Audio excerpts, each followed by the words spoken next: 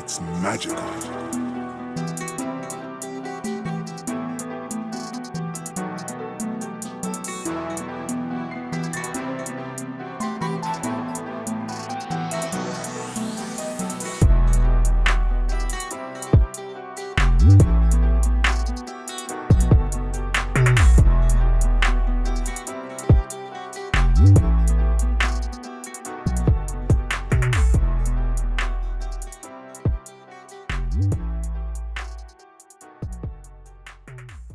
We are celebrating the World Asthma Day with the Pediatric Society of Ghana and the Thoracic Society too. So it's, asthma is a worldwide disease with a very high prevalence across the world. I think estimated we have over 200 million people globally who suffer from asthma.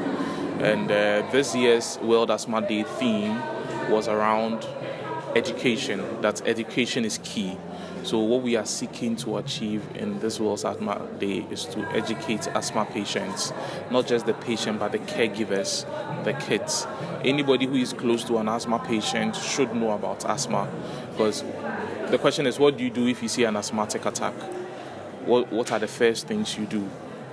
What do I eat when I have an asthmatic attack? What do I avoid? Can I play normally as a child if I'm asthmatic? So these are some of the information that we are driving so that we make the education more exciting for the kids, and we also drive information down our adults, colleagues or our adult friends who are suffering from asthma. So that's basically it around World Asthma Day this year. World Asthma Day is basically the patients or whoever is concerned with asthma, anyone who is interested in asthma. So right from doctors, to the patients, to the caregivers, to the friends of people who have asthma. So generally, those will be our target for asthma patients around those in rural areas. We definitely need to work together with both government and healthcare professionals to see how well we can get the information across right down to the rural folks who may not be privileged to have this information. And I also believe they are being managed by very well-trained professionals who also... We are meeting with CIPLA because CIPLA is doing the same thing that we want to do. What we want to do is that we want as many people as possible to know about the disease asthma. Because if you look at the theme for the World Asthma Day celebration this year, it is asthma education empowers. So what we want to do is to empower parents. We want people to know about asthma. Because like every chronic disease, the more you know about it, the better you can take care of yourself. And then you can actually help the healthcare practitioners as well. And indeed, asthma management is a partnership between the patient or the parent, if it's a child, and then the healthcare worker. So how can we partner if we are not on the same level? So what we want to achieve basically is for people to know more about the disease. It's different from the way you teach adults. So for adults, you can sit them down and have a talk, 30 minutes, an hour to them, but you cannot do the same with children. So for children, you need to use games, you need to use rhymes to teach them. So that is what we are doing with them.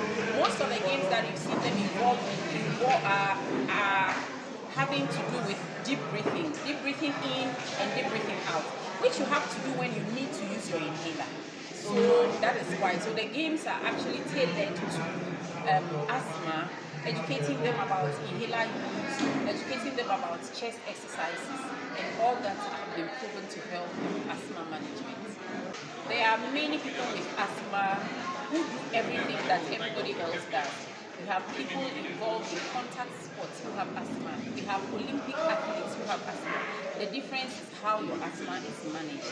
So people should know that with asthma, you can live a life like every other person. Asthma does not need to be a limiting factor. So you need to have your asthma managed properly. And we are saying that asthma management keeps changing. The way we managed asthma 4 years ago is not the way we are managing asthma today.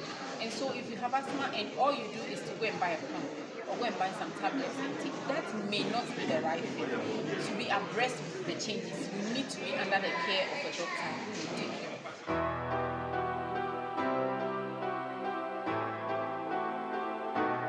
you. It's magical.